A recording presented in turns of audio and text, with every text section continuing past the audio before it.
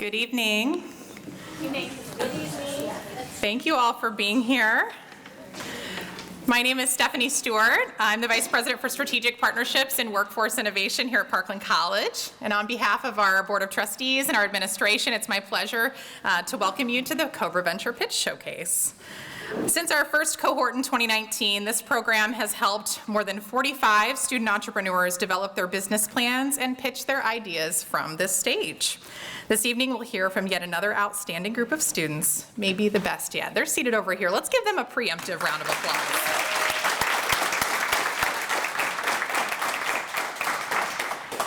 It's my pleasure to recognize a couple of special guests who are with us this evening. First, our college president, Dr. Pamela Lau, is in the audience. And also our recently retired president, Dr. Tom Ramage, is in the audience as well. Thanks for being here, Tom. At the conclusion of tonight's pitch showcase, one of our student presenters will be named the Parkland College Student Entrepreneur of the Year. At this time, I would like to introduce our esteemed judges who will be making this very difficult and important decision. I'll go from my right to left. Carly McCrory-McKay, Executive Director of the Champaign County EDC. Thank you, Carly. Carter Billingsley, who's an attorney with Legacy Legal. Thank you for being here. Marissa Sierra with the University of Illinois Foundation. Julie Wisher, Parkland faculty, and with our presentation center. Thank you. And last but not least, Madeline Wolski with the Champaign County Small Business Development Center. Thanks, Madeline.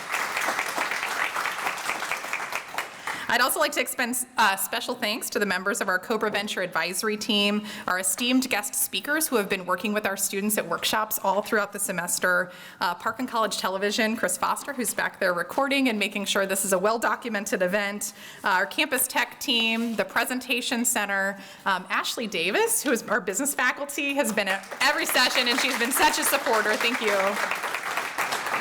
And of course, Mark Shagnon. We could not do this without you. So as we think about the economic impact that Parkland College has on our community, supporting small businesses and inspiring the entrepreneurial spirit are critically important. These students embody that spirit and have dedicated themselves to developing their businesses outside of the classroom. They have participated in our entire workshop series and put in the hard work after hours to prepare not just for this evening, but for what it will take to move their businesses forward from concept to commerce. They don't earn a grade for their participation. This is how they are putting their learning into action for the betterment of their community and themselves. So we thank you for being here to support them this evening. This program is part of the Parkland Entrepreneurial Network, which is comprised of 3 programs that include Perimeter Road sound recordings, applied media promotions, and of course, Cobra Venture. Generous donors to the Parkland Entrepreneurial Founders Fund pay for 100% of the student expenses for Cobra Venture, and for that we are incredibly grateful.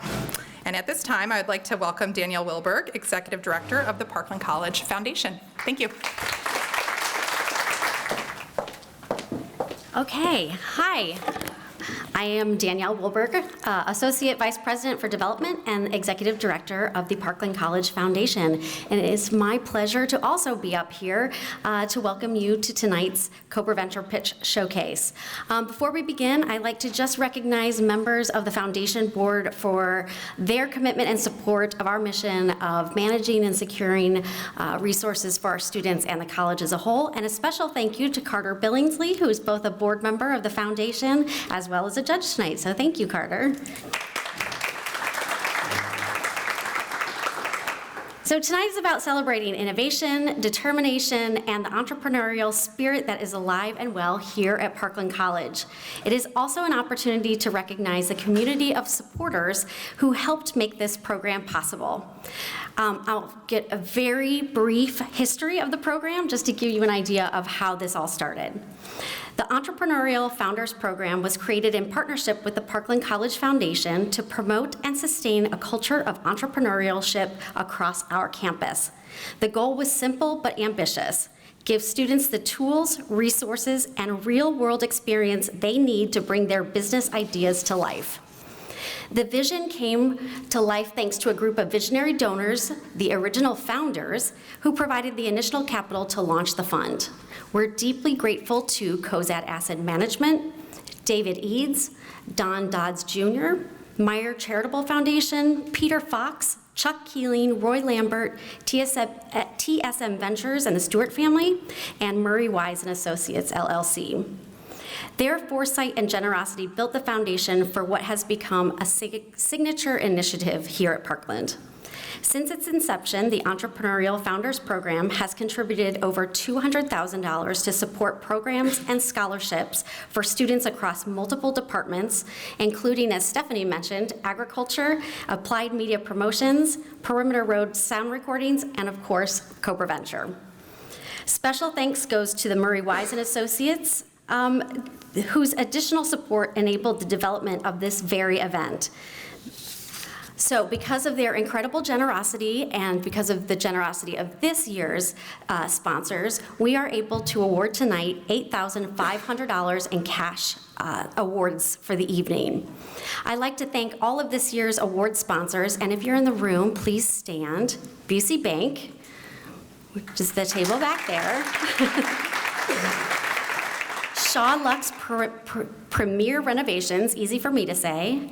Subwars LLC, It's a Wrap Automotive, KES Properties, Meyer Capel, Downtown Development Group, and Marissa Sierra. University of Illinois Credit Union, Daniel Ditchfield and Steve Viscus from the Atlantis Agency.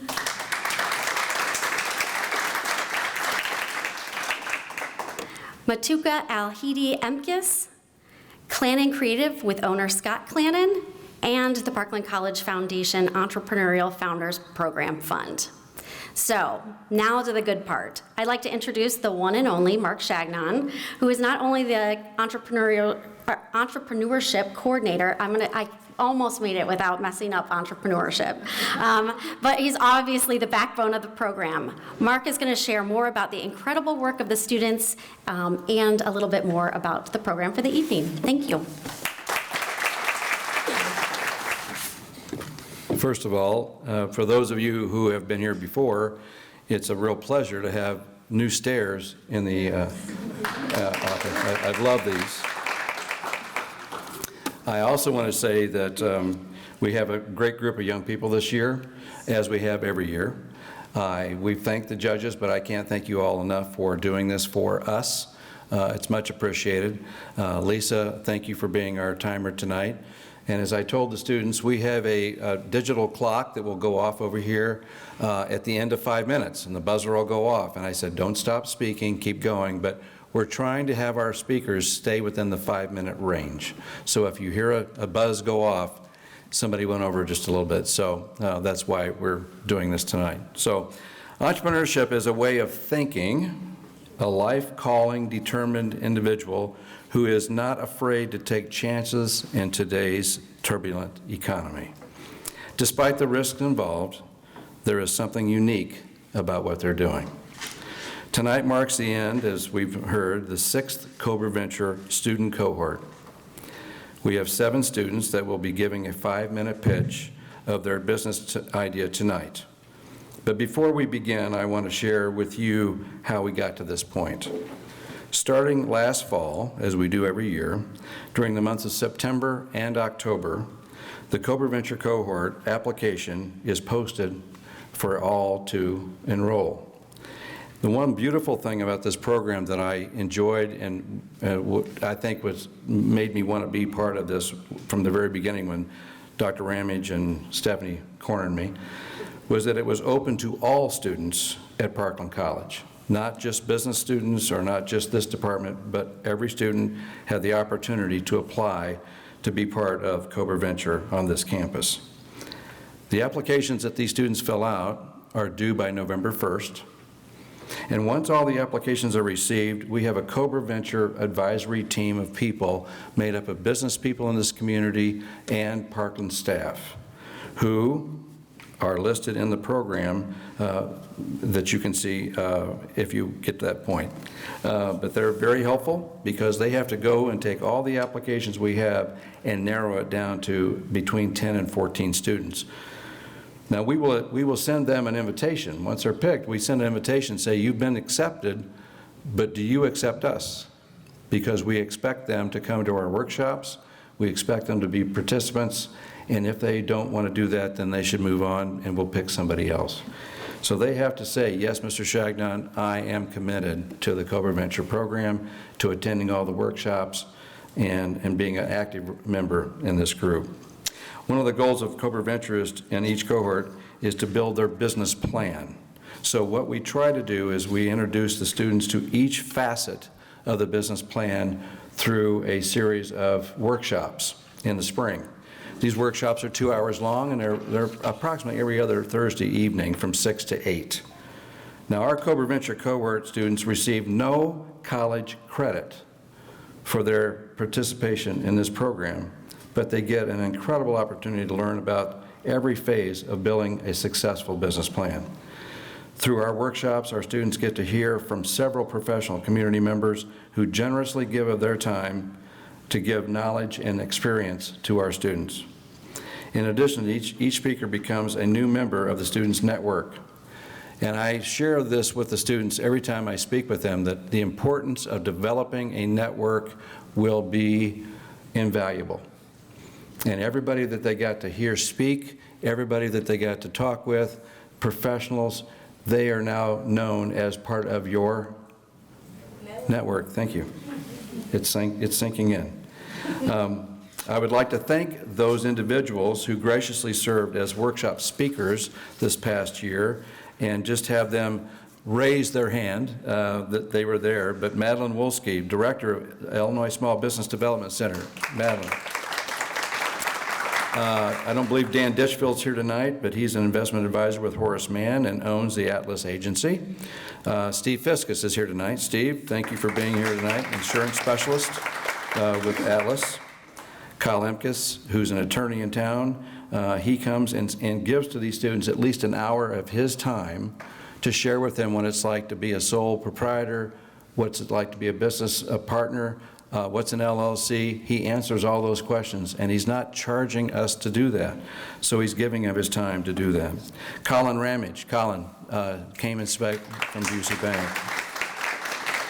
Colin's that commercial lending officer that says, if you walk in the door with this information, I'll talk to you, but if you don't, turn around and get back out of here.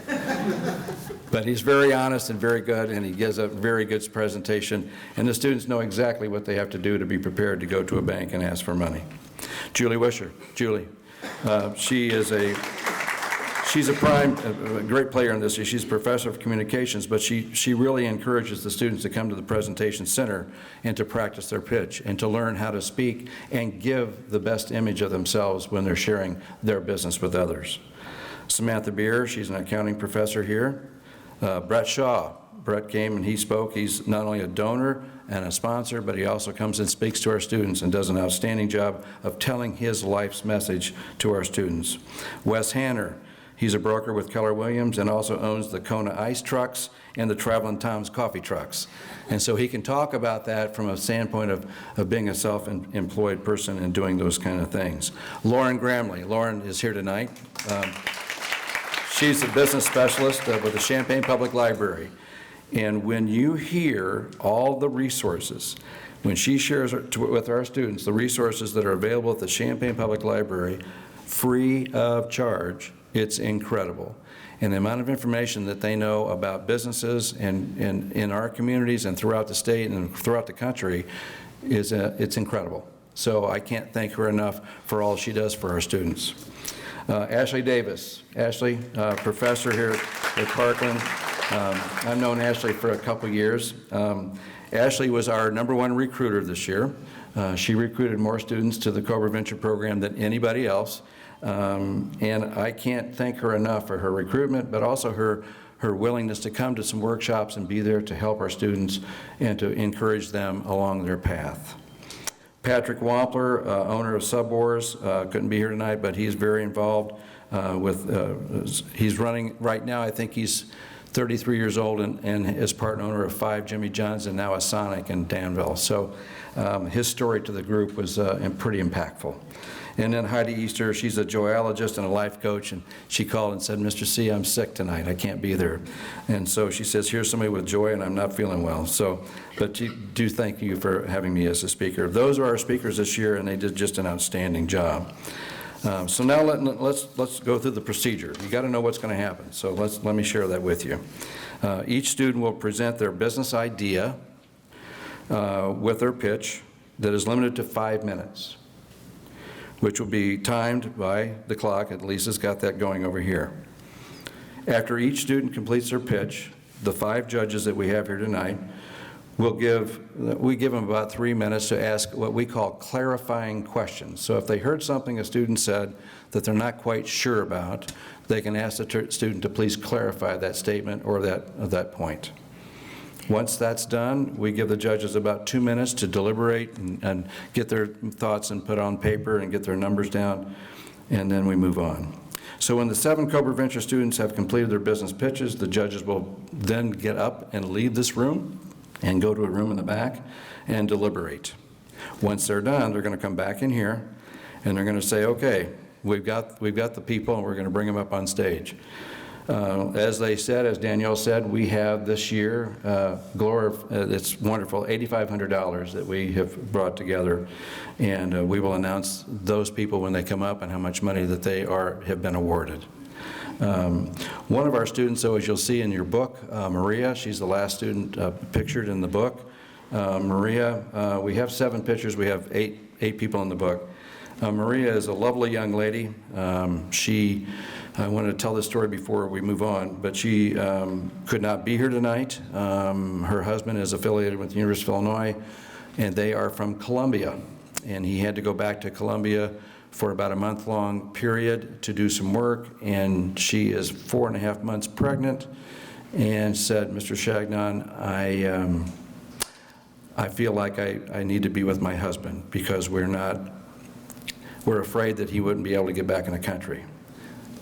So she's not here with us, and she went with her husband, and we're praying that she'll be okay and that they'll get back safe and sound.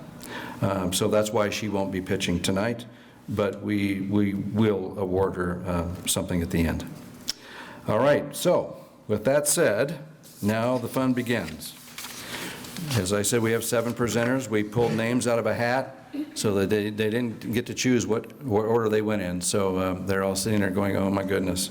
But I've told them all this, that you know more about your business than anybody else in this room. So be proud of what you've done, be excited about it, and share with us what you know. So our first presenter tonight is Roy Anthony Rogers.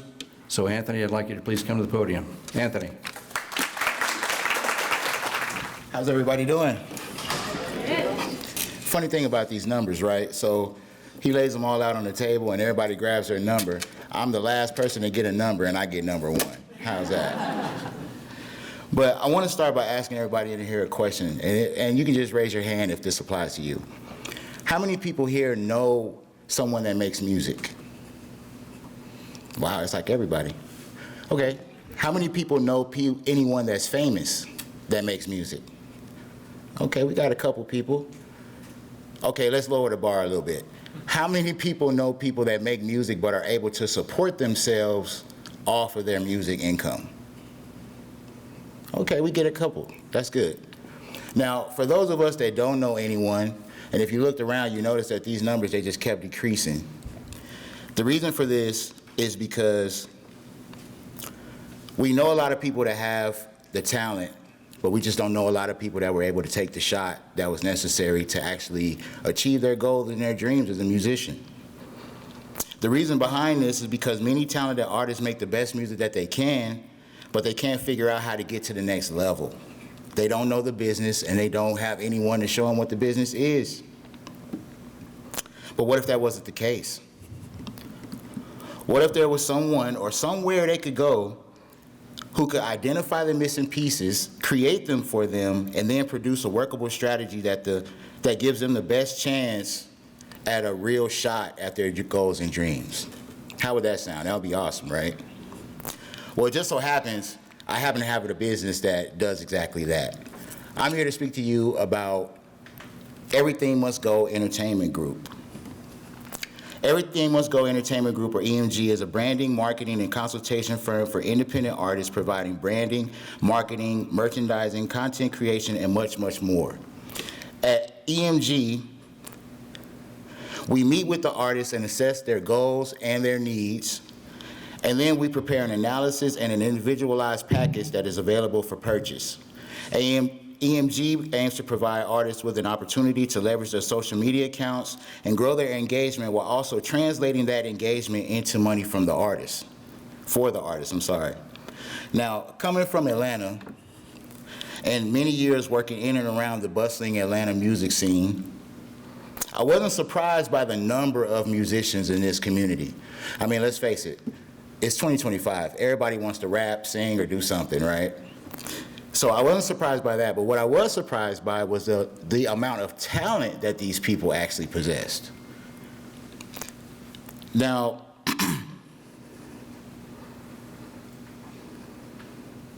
when I look all these artists up, though, I notice they're all suffering the same fate.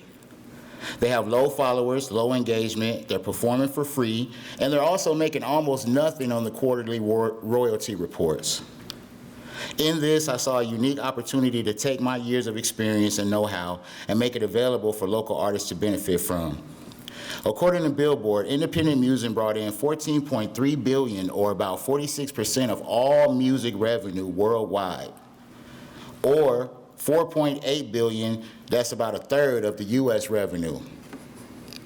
They project that by the year 2029, independent music will be the source of over $144 billion. Now that's huge.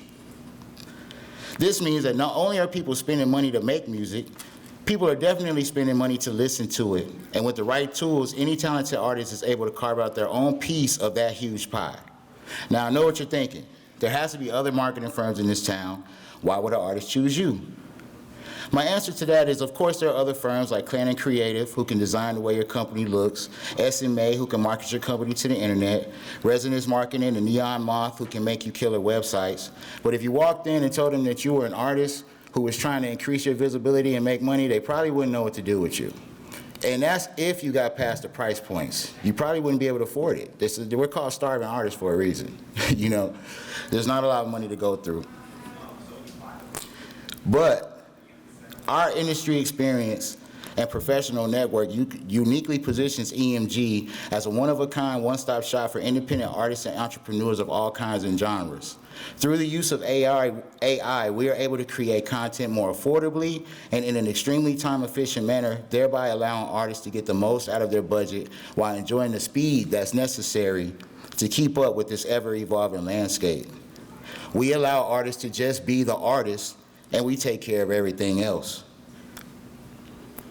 So if you know an amazing artist, send them to us, and we'll give them the tools they need to go from a flickering artist full of potential to a fiery force of talent. Thank you.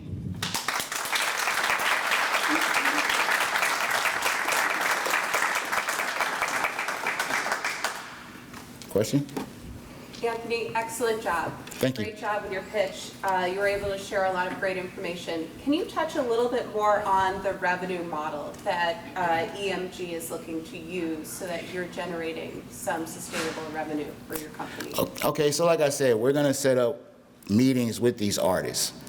And through these meetings, we're going to assess what the artist actually has going on for themselves, how they look, and what's the best way to package them.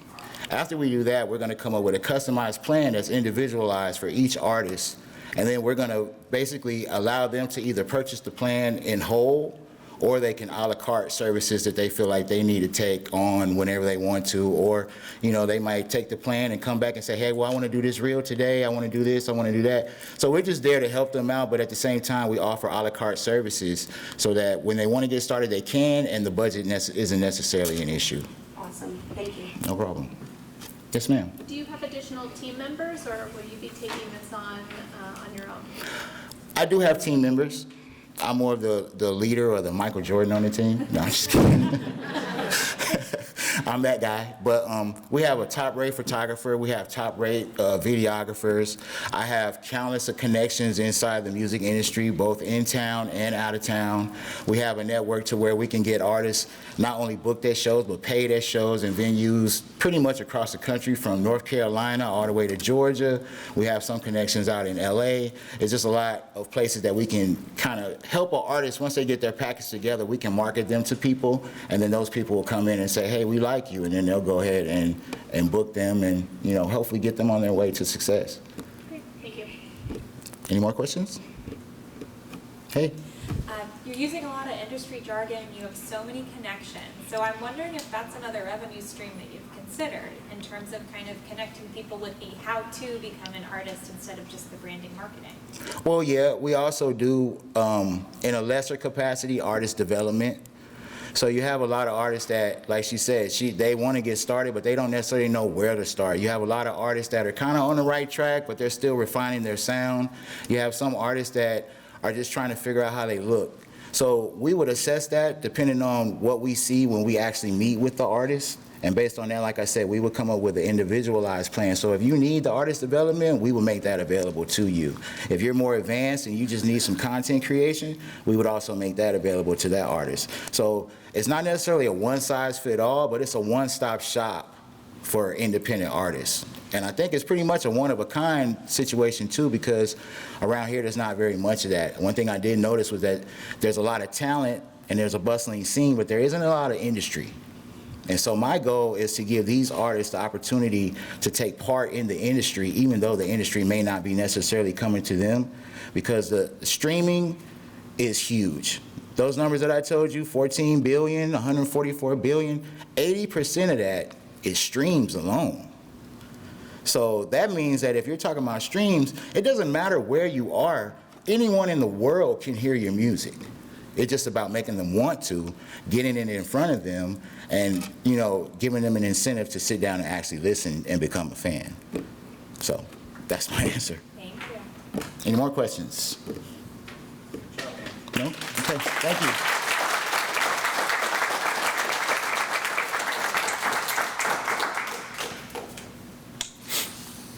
Anthony, you got done with 2 seconds to go. Just thought I'd share that with you. Now it's time for our second speaker. The next presenter tonight will be Juliana Baptiste. Giuliano.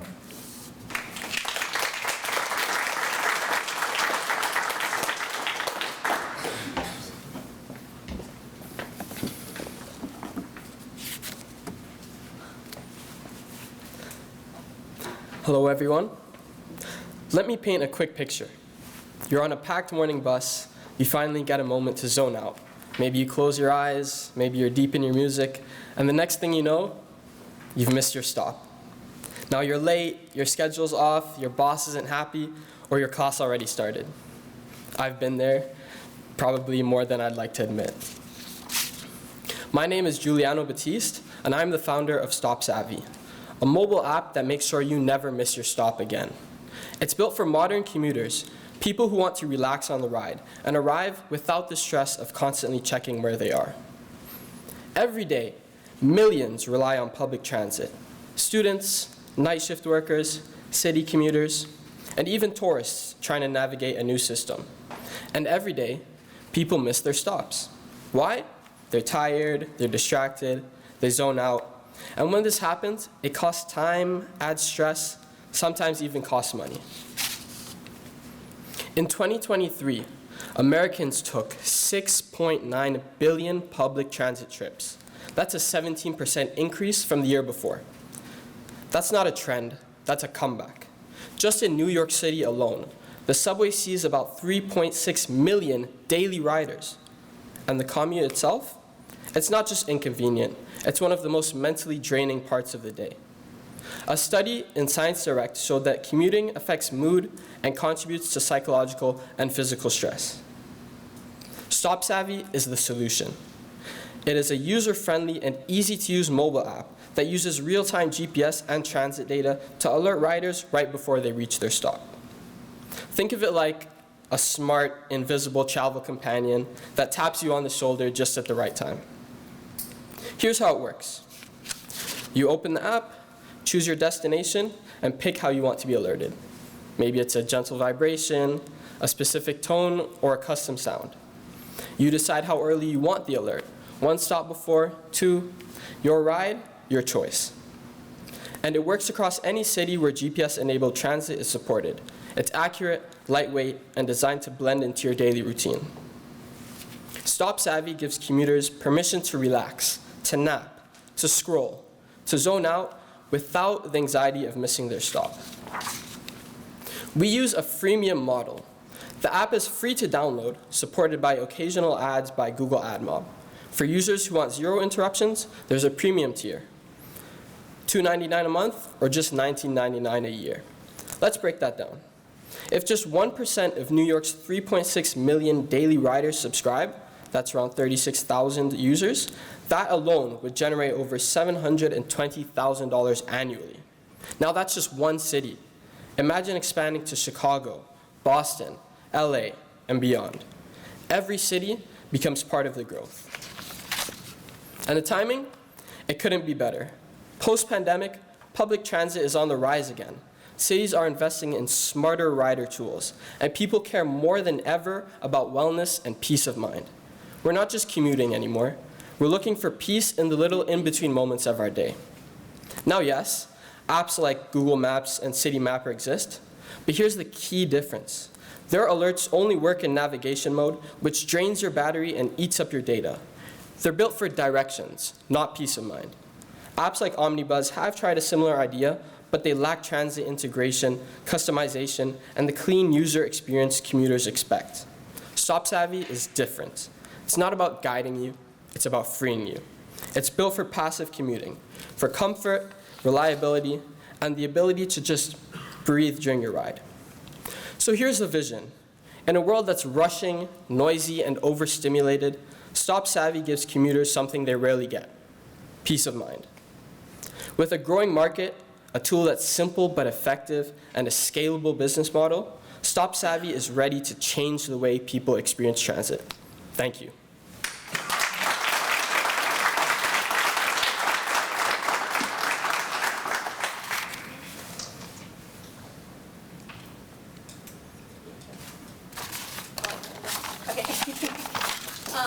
Great job.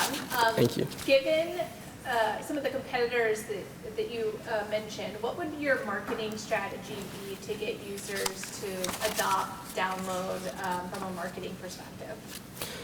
So our primary target audience would be students, especially students, like if you look locally here at the University of Illinois, many of the students are international or out of state and do not have a car, so they take the MTD daily. So this would be our target audience, and we would look to approach them via social media like Instagram and TikTok with ads targeting the college-age demographics through those advertisements, and then we can also reach out to content creators to create organic content such as relatable miss your stop moments that you scroll and see in your feed. And then eventually, as the final product is developed, we are looking to reach out to the local transit organizations such as MTD and hope to get funding and credibility, which would help us develop our exposure even more. Thank you. Oh. How's it going? How does it handle interruptions and rerouting? Well, the goal is you put your route in initially before the ride, and if you've ever used Google Maps, once you've set your ride, it doesn't matter whether you lose data, you use your connection, because the GPS already has that mapped out. So the route itself wouldn't change. So it would be able to follow you across that route, regardless if you were to lose data. The only interruption that could possibly be is your phone would die. That's the only thing that we cannot really mitigate. Hello. Great job with your pitch. Thank you very much. What hurdles or obstacles do you feel that you can strongly overcome as you're building out your product? I believe that our current challenges are, number one, finding a cost-efficient but reliable app development team. We would like to balance quality and timeliness with keeping within a budget. So that's our number one challenge right now. Great. Thank you. So thank you very much.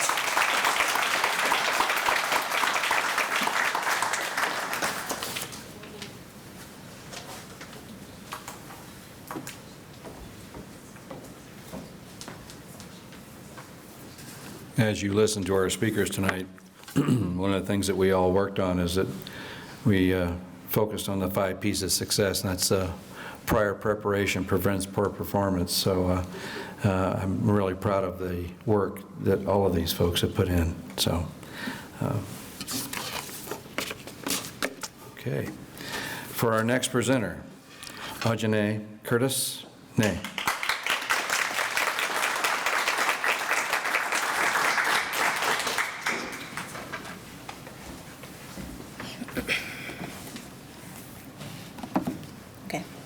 Good afternoon, everyone.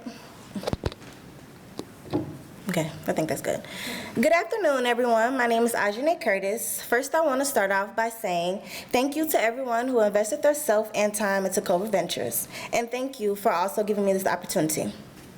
When I was younger, I wanted to be a veterinarian, but when I did deeper research into what being a veterinarian required, I then knew surgery is something that I did not want to pursue in. That's when I knew I wanted to start a business that gave me and other dogs an opportunity to give them a bond and also let them be active during the day. Does anyone here have a dog?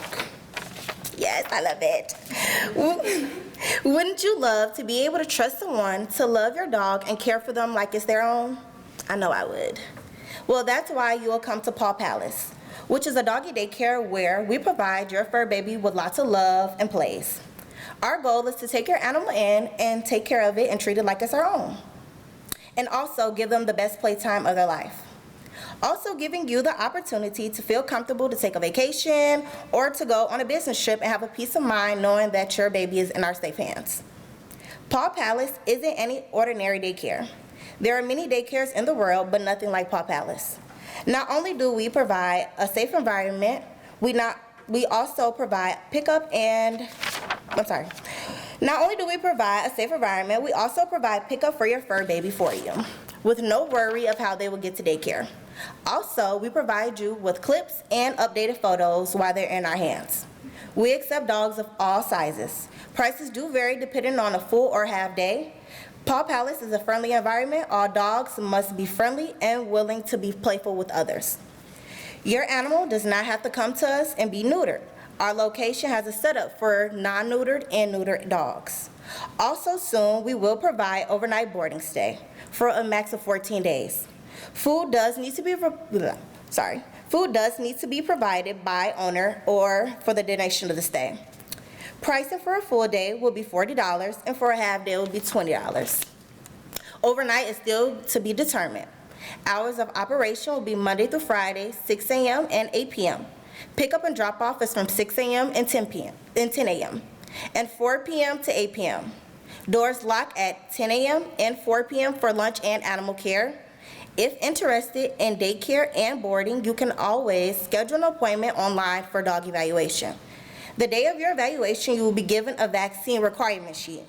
We will discuss your dog's requirements and needs. Evaluation takes the full day of operations on Saturdays, a charge of $25, 6 a.m. through 8 p.m. Thank you for listening to what Paw Palace provides to you and your fur baby.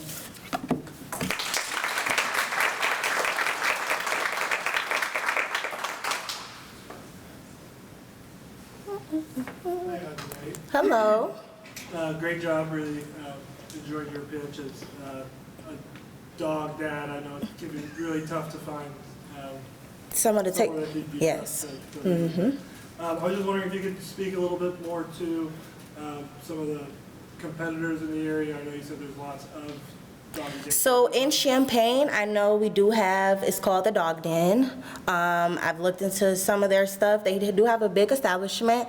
I know for my business, I do want to have a big land. So everything is going to be constructed from the ground up, and I want to make sure I want to be able to have at least 200 to 250 dogs in there at least. I do want to have that. So I do plan on having a big land. That's basically, yeah, big land. Great, thank you. Thank you. Anyone else? No? What's your favorite type? My favorite animal? Your favorite type of dog? I love German Shepherds. So if anybody has them, please bring them my way. I love them. I love them so much. Also, I would say my favorite dog also would be a Labrador. Those are amazing dogs. So thank you. Thank you.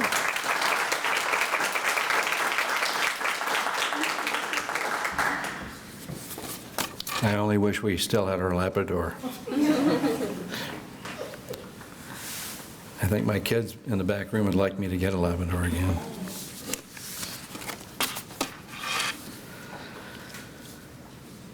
As I mentioned in the early part of the presentation, it's nice that we have students who come from various parts of the campus, and the ideas for businesses that come out of Cobra Venture are always very, very unique and very spread across a wide horizon. So it's always a lot of fun to work with them all year long. For our next presenter, Julia Shoshana Cronin. Shoshana.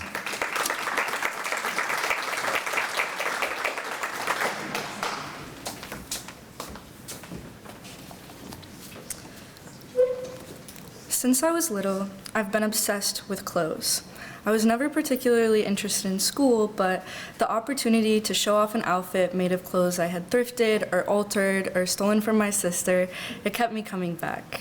This relationship to garments as a form of self-expression is not something that's unique to me. Garments have served as a display of culture and status throughout human history. People crave this form of self-expression, and they always have. But it's become far more difficult to indulge in with the rise of fast fashion. Hello, my name is Shoshana. I am the owner of Shoshi35, an online vintage shop that taps into something the mainstream market has forgotten: the importance of individuality, quality, and the meaning behind what we wear. If you're like most people, you may not really see an issue with modern fashion as it stands. I mean, it's one of the biggest industries in the world. Consistently ranked within the top 10 most profitable markets, McKinsey & Company estimated the fashion industry was worth a whopping $1.7 trillion in 2023. But surprisingly, the market is falling short of its own expectations for the third year in a row. According to The Economist, secondhand sales in that same time have risen 15%. 4 times faster than the standard market. And this isn't just a one-off because of fears with the economy or COVID. What was a $1 billion market in 2000 is now worth $227 billion, accounting for over 9% of global fashion sales. So this market is not only growing in interest and proven to be profitable, it's addressing something that's a serious issue, our waste epidemic. As the quality of our clothing falls, waste rises. The EPA states that the US generates over 17 million tons of textile waste each year, and clothing is discarded on average after just 7 to 10 wears. Of the items that do make it to donation centers across the nation, over 80% of them will end up in landfills with only within a few years of being donated. Over $500 billion is lost globally each year due to underuse and under-recycling. But I've been tapping into this economic opportunity for the past 5 years. I source secondhand and vintage clothing, and I've sold over 2,000 garments nationwide, with an average profit margin of 50% per item, over 500 5-star reviews, and almost 7,000 followers on social media. Through Shoshi35, I have already built a loyal audience, mostly women between the ages of 15 and 35, with an interest in fashion, vintage, e-commerce, and sustainability. I'm not going to sit here and tell you that I invented this market. Reselling is not something unique to me, but I have always had an eye for trends and a dedication to hospitality that has helped me be uniquely successful. If my success rate can be this high while being a full-time student and working multiple jobs, this is something I started when I was 15 years old, imagine what I could be capable of with your investment. With a bit of help from my community, I'd continue to grow sustainably and strategically. I'd invest in bulk vintage inventory from trusted wholesalers and rag stores, something that's currently out of my budget. I would purchase a high-quality digital camera to enhance the presentation of my shop, as right now I just use my iPhone. I would buy a label printer, a backlog of recyclable packaging, and custom branding materials that are still eco-friendly, like a stamp. In addition, I would subscribe to a profit tracking platform, as right now I use Excel and I do everything one by one, and it's very tedious. But this isn't just about profit, it's about something bigger. However uncomfortable it may be for us to admit, we won't have businesses to run or invest in if we're all underwater in 30 years. The consumer market is beginning to wake up to this reality. Shoppers are more aware of the environmental costs of their choices, and many are actively seeking sustainable alternatives. Shoshi 3.5 offers us an opportunity to reclaim our expression. It puts purpose back into what we wear. Clothing doesn't have to cost the earth. It can help heal it. Thank you so much for your consideration.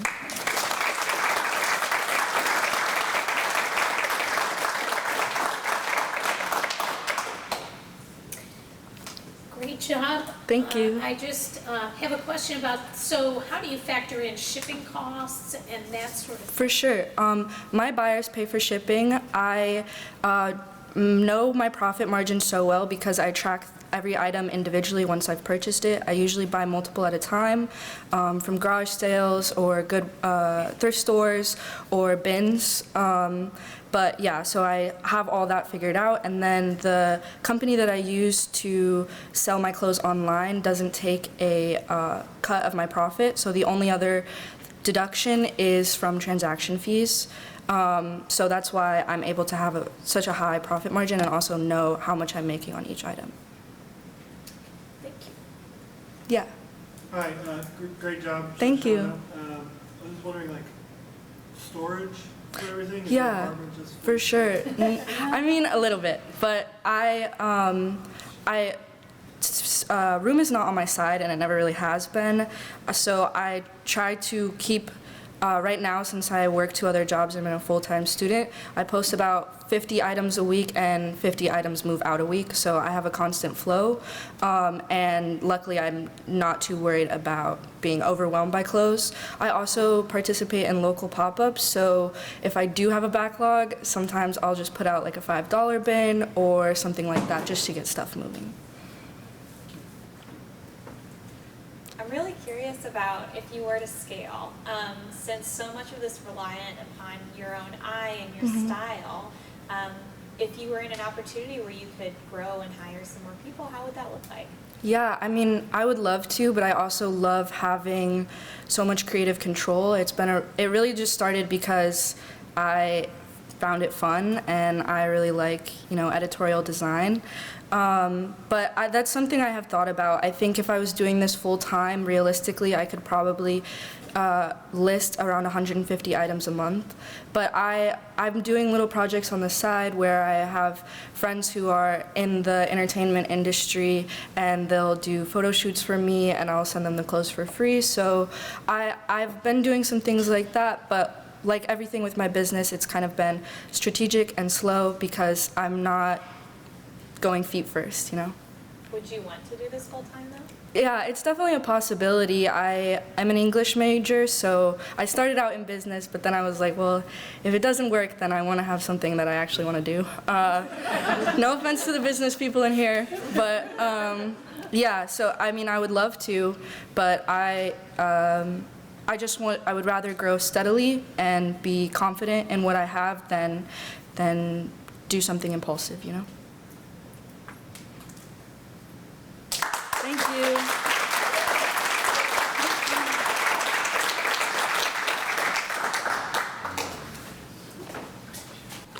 They always tell me how nervous they are, and then they get up here and knock it out. So it's crazy.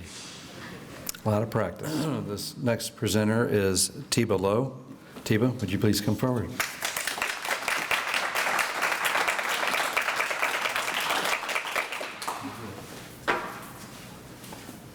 Hi, everyone. Ladies and gentlemen, cleaning isn't glamorous. It's dirty, thankless, and most people avoid it. But talking about it gets people thinking because we all live in it. And when it's not done, we feel it, mentally, emotionally, and physically. My name is T. Below. I am the owner and founder of True Shine Home Service. I work another full-time job and go to school. My goal is to run my business full-time. I've always loved cleaning. Yes, I'm that person. There's something powerful about turning chaos into calm. That passion is what inspired me to start True Shine Home Service. And I bring that same passion and care and attention to every client's home. What sets True Shine apart is our deep commitment to using eco-friendly cleaning products that we provide and create to protect your home and planet. Combined with a level of compassion and care that turns every cleaning into a service from the heart, not just a job. Dust, dandruff, mold, those aren't just messes, they are health risks. Cleaning is about more than just looks, it's about well-being. Champaign County has over 96,000 homes, according to the U.S. Census. That is a lot of homes that needs reliable care. And with the virus outbreaks becoming more common, the demand for cleaning services are rising. We are not a big chain. We are not strangers with a mob. We are local, consistent, and trustworthy. We show up on time, and we clean with intention. We get it right. We also offer a judgment-free service. No shame, no stress. Just results and a fresh start. The first step in our process is for our clients to visit our website and fill out our client intake form. Once the form is received, I will schedule a 10 to 15-minute assessment to complete a walkthrough of the client's home and then provide a personalized estimate. I want to grow True Shine with better equipment, marketing, staff training, so that we can help more families faster. That would open more jobs to the community. In the last 2 weeks, I had to turn down 10 cleaning requests because I do not have enough help. The funding will allow me to hire reliable staff to keep up with the steady flow of calls and cleaning requests I receive weekly. In my research with the Champaign Public Library, I found that nationally, the U.S. janitorial services market was valued at $78.17 billion in 2023 and is expected to grow 2.8% from the year 2024 to 2030. According to the American Cleaning Institute, the average American spends about 6 hours cleaning their home. Imagine what you can do with that time. Now I just need the support to scale and serve my community at the level they deserve. There are over 26 cleaning services in Champaign County, according to Care.com.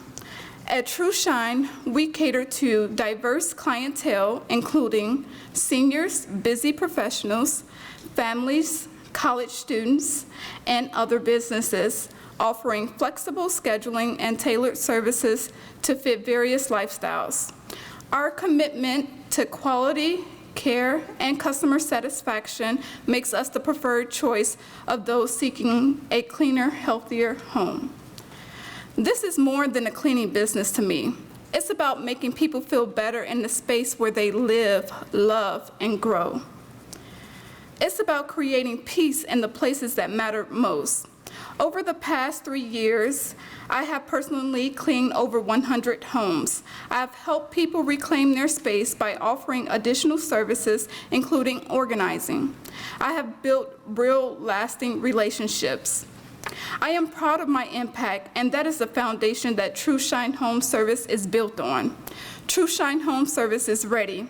We need your support to shine even brighter. Call us today. Your sparkle starts here. Thank you.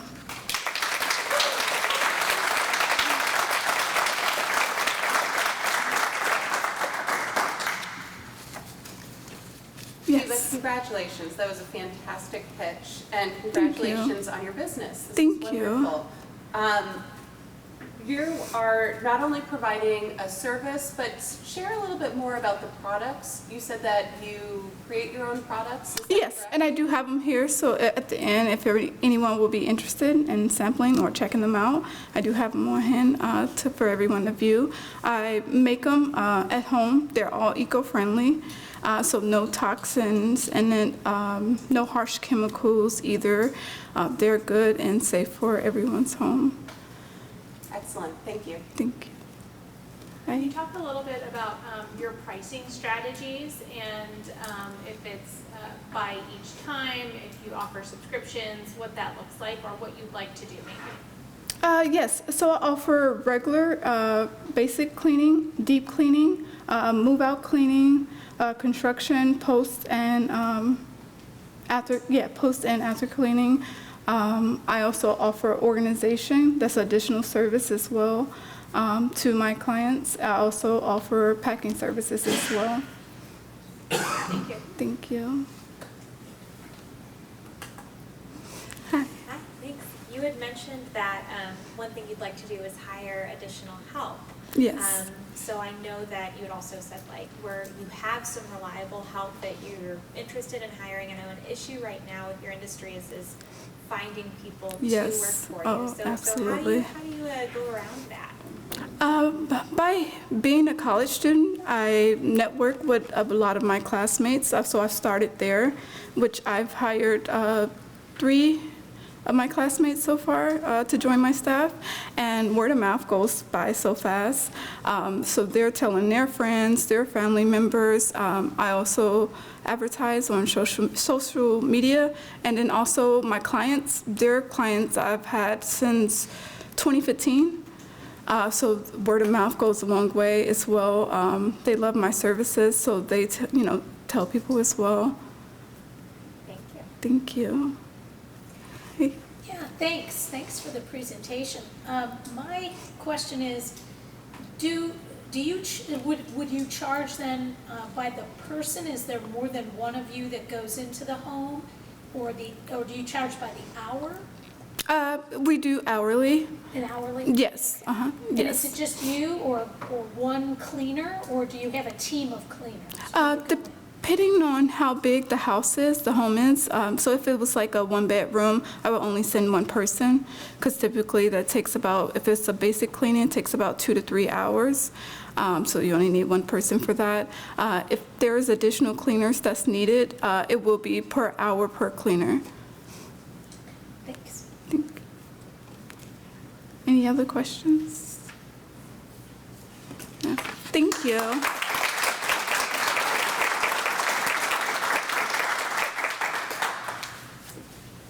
Tiba, do you ever go to Chicago? Yes. My son lives up there. I want to. We have a project for you. Our next presenter is Jeremias Perez. Jeremias, would you please come forward?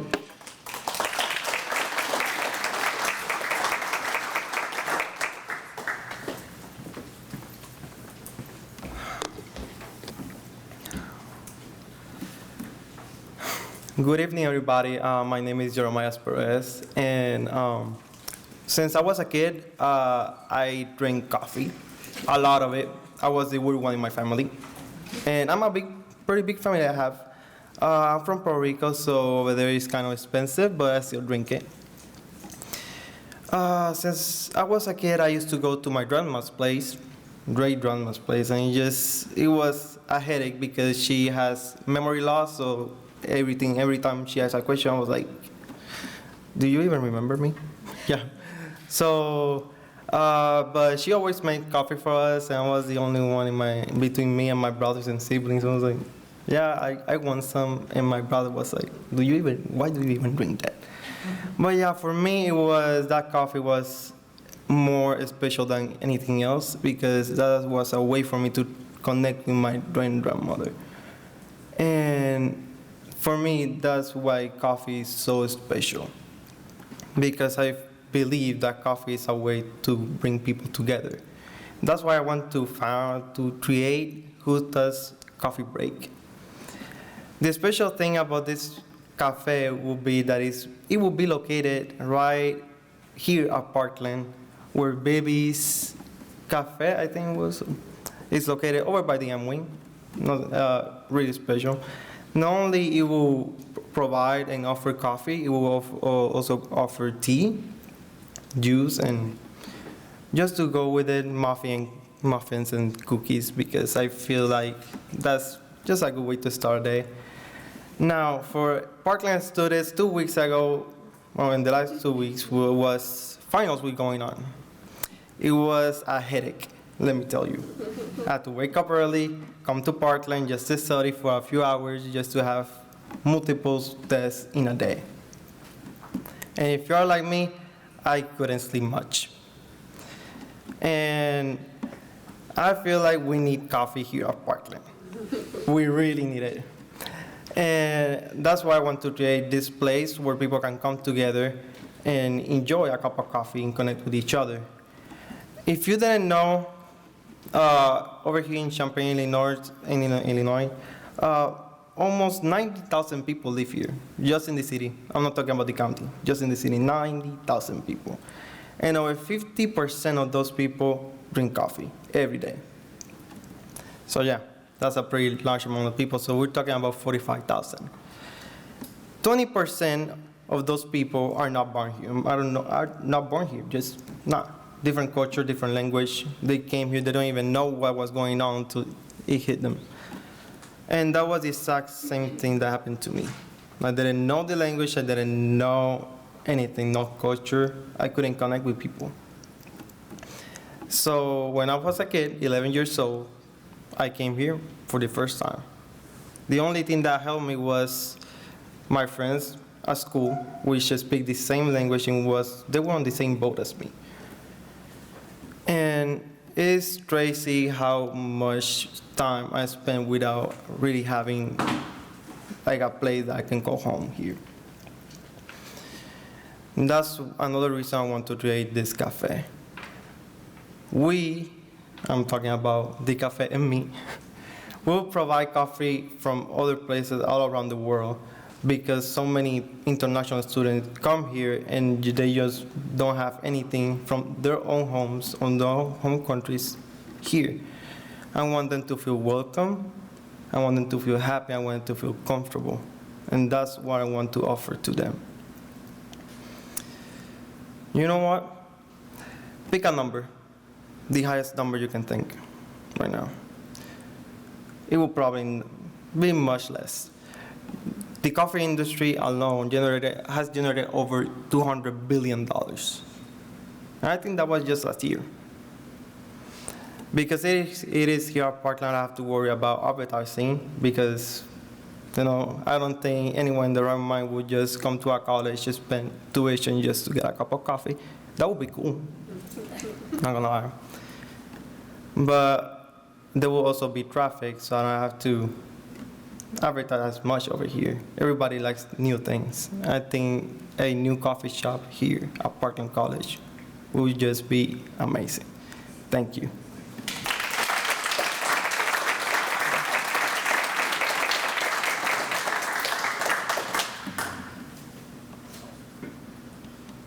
Can you talk a little bit about where you're going to source your products from that you're going to be offering?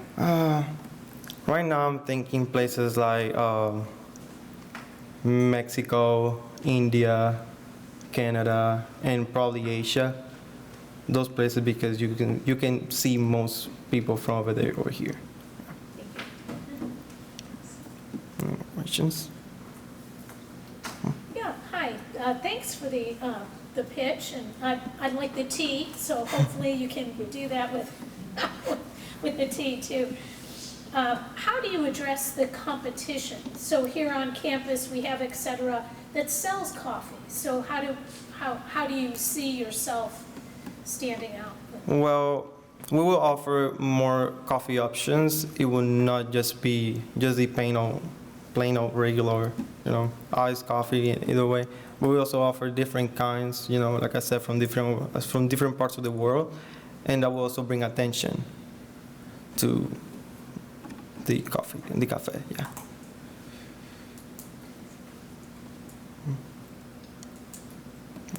Any more questions?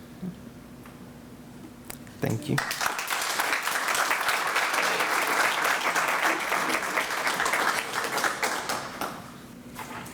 Okay. Well, this is our final presenter for tonight. Colby Crowley. Colby, would you come forward, please? Good evening, everyone. My name is Colby Crowley. I'm the CEO of Crowley's Tears. All throughout my teens, I've worked for my grandfather's company. It was hard, physical work, but it taught me the value of working hard and doing a job right. In the summer of 2023, I was blessed with a $213 speeding ticket, a ticket I definitely couldn't afford. I was left with very few choices. I didn't want to paint houses forever. But I also saw an opportunity, one that I would forever be grateful for. With the skills I already had, I started my first business, Crowley Gutters. Starting out wasn't easy. I made flyers on Google Slides. I went door to door for hours, got cussed at, door slammed in my face, chased off, even had the cops called on me. But then I met Joyce. Joyce was a kind, older woman who had just lost her husband to cancer. She couldn't climb ladders anymore, and she was glad to hear what I had to offer. We ended up talking for what felt like an hour. I sent her a quote afterward, hoping she'd be my first real client, but days went by with no response. Determined, I went back to her house and knocked on her door. And she said my price was fair, but she wasn't sure about the quality. After some honest conversation and proving I was a serious business, Joyce became my first real client. That job made me $230 and paid off my $213 speeding ticket in just 2 hours. In that moment, I truly knew what I wanted to do for the rest of my life.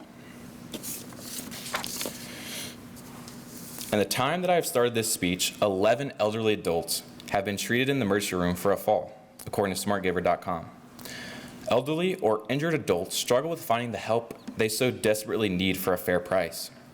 Champagne companies like Excel EcoClean and Guys Who Clean rule the 217 market with their overpriced charging and subpar work.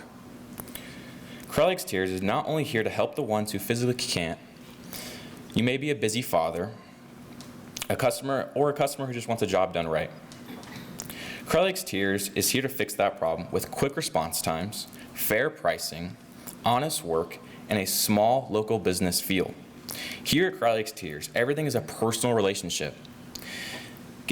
I give every client my personal phone number, in-person quotes. In 2023, the home improvement industry generated over $500 billion and is projected to reach the trillions by 2027, according to the Champaign Public Library. This market is forever growing, needing honest companies like Crowley's Tears to fill these needs. Crowley's Tears is happy to be in business for the past 2 years, having 100% five-star reviews on Google and having over 150 clients in just the past year. Serving in towns like Champaign, Mahomet, Monticello, Fisher, and many more. I'm happy to say I'm a full-time student at Parkland, and I'm fully dedicated to this dream. I'm so deeply passionate about what I do. My company is truly a reflection of how hard I work. Everything I've bought, every quote I've sent, every check that has been written has always been in the name of Colby Crowley. I've had no handouts, no donations, no favors.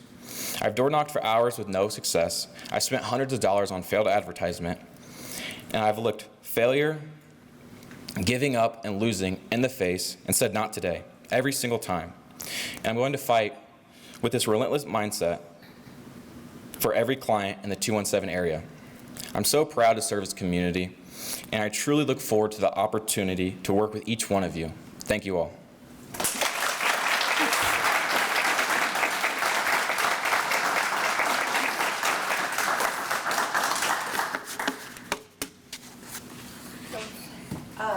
Great job with your pitch. Congratulations on your business. That's fantastic. What are one of the challenges that you continue to overcome, and how in competing in this competition would help you overcome some of those challenges? Great question. So a lot of the challenges that I face are time. So scheduling out jobs and and working with client schedule. And what I've seen that's worked for me at least is giving the client a time and they work that out in themselves. When you ask someone, hey, when do you want it done? They don't know. They think, oh, I have a doctor's appointment there, oh, I have this there. No, if I tell them when I'm showing up, they're prepared for that. And I think when they see a young kid, they don't expect that. They expect unprofessional, they expect me to show up late or show up on a random Saturday. But when they hear that I give them a time, I give them a date, I say I'm gonna show up, it's gonna take 2 hours, and your house is gonna be clean. I think that's really what separates me. And then, should you be awarded a prize in this competition, what would you put that towards? So I currently rent most of my equipment. So I rent a power washer, and then I rent ladders from my grandpa. So I would use that money to get a power washer of my own, and I'd be able to scale from there. Great. Given the seasonality of your business and some of those aspects, what is your sort of plan for adjusting to the different seasons so that the work continues year-round?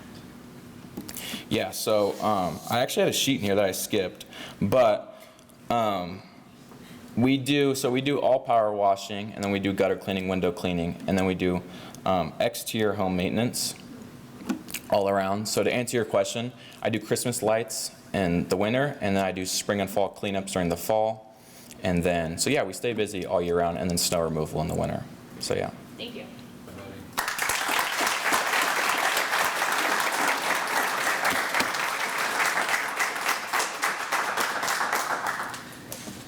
So you can see now I've got to get a dog. Okay. I've got to give you all my old clothes. She'll never sell them, but that's okay. Jeremiah, I'm ready to have a cup of coffee with you anytime. We've got a house to clean, okay? And here and in Chicago, got it? I need the app because I miss a lot of stops, so get that to me quickly. And Colby, you know our house has to be power washed, so we'll get together with you, okay? So there's a lot of work right here that can serve a lot of people in this community. And the diversity of the presentations, I think, is amazing. So I'm going to dismiss the judges now.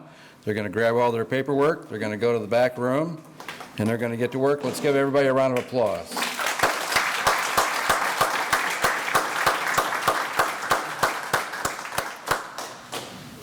I'm going to give you all a break here in just a second. I just want to share one thing with you that Stephanie Stewart touched on, and that is at Parkland College we have not just the Cobra Venture program that's under the entrepreneurial umbrella, but we also have AMP.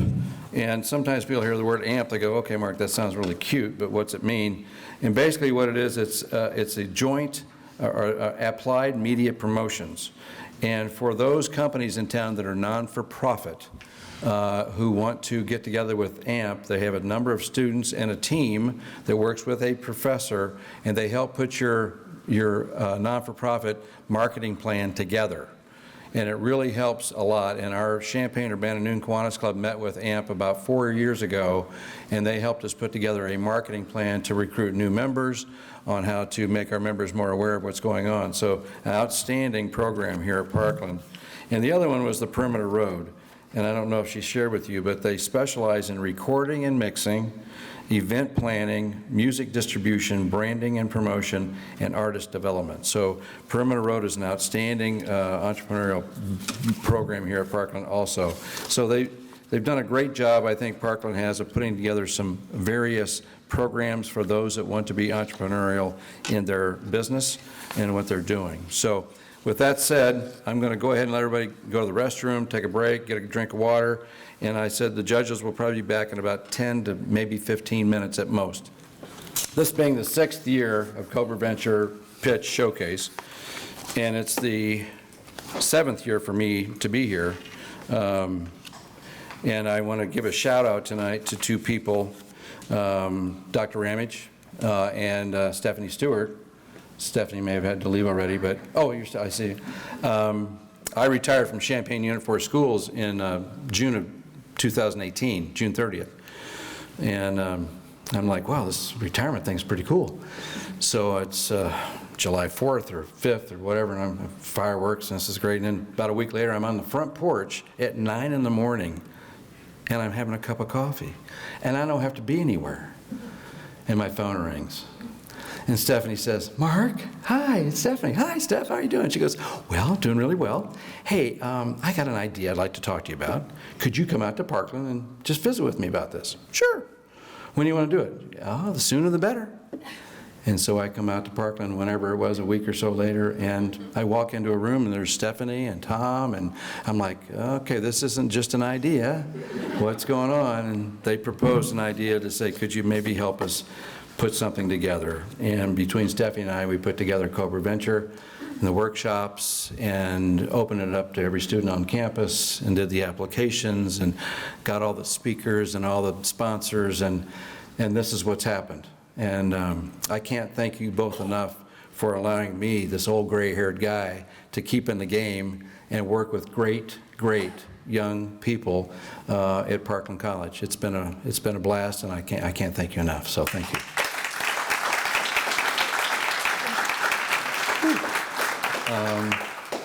All right. Each student that participated in the Cobra Venture cohort attended all the workshops. We have 9 workshops, listening and learning about each phase of the business plan and meeting wonderful speakers, as I mentioned to you before, coming in and sharing their expertise with everybody.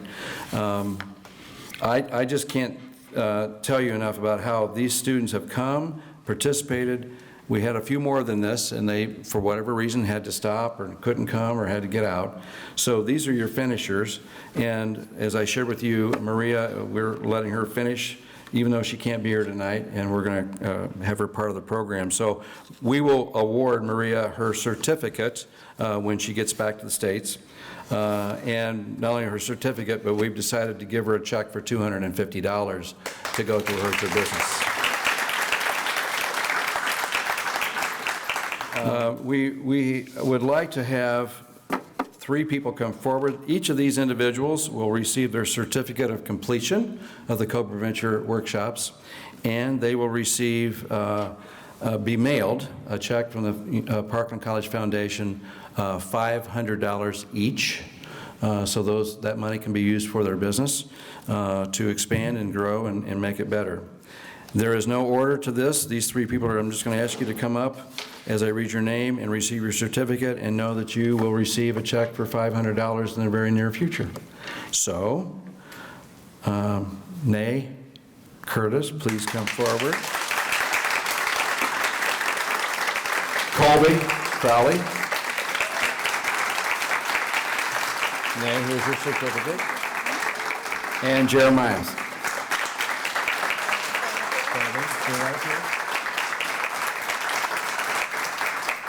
I want to get a picture of this illustrious group.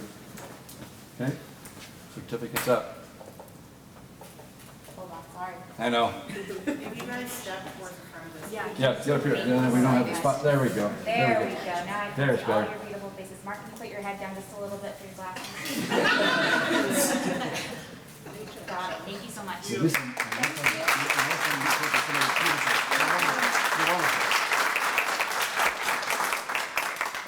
Okay, next I'd like to, this individual will receive an award tonight of $750, and that goes to Anthony Rogers. Anthony.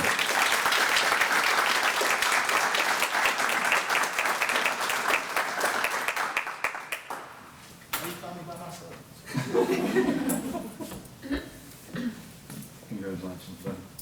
Here's your certificate. You guys stepped forward just a little bit there more. we go. Sorry. There you go. Thank you. Got it.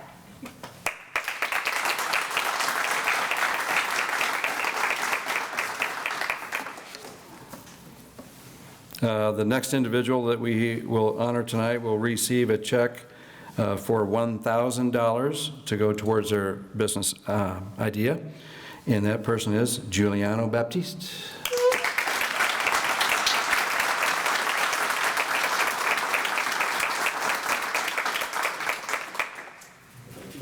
Congratulations, man.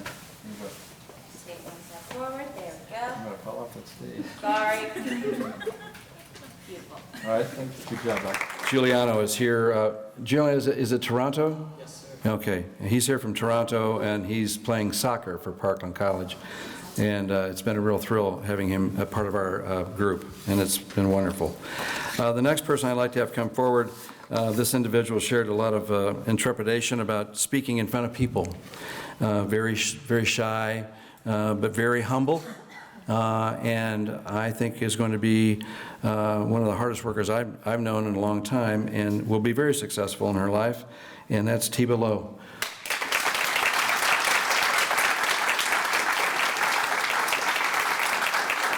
Tiba she will receive a check for $2,000, finishing second.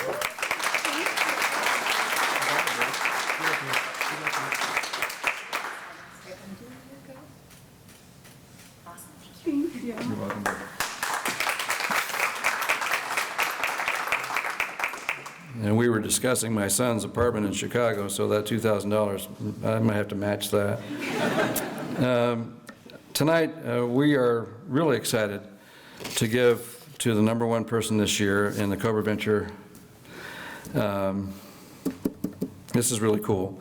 One of my students that I had before went through a couple years back, and she did very, very well, Gia, and she said to this individual, "You've got to do the Cobra Venture program at Parkland College." And she said, "Well, I'll look into it." And she did. And she took the course and went and worked with me, and she's a real special young lady, and I want Shoshana Cronin to come forward as the #1 this year, the Busey Bank $3,000 award.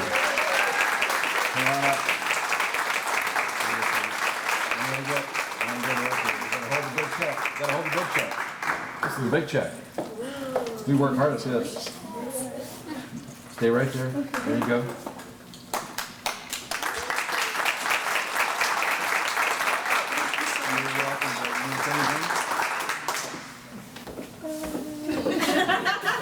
Thank you. I don't think I've won first place in anything before. Thank you guys so much.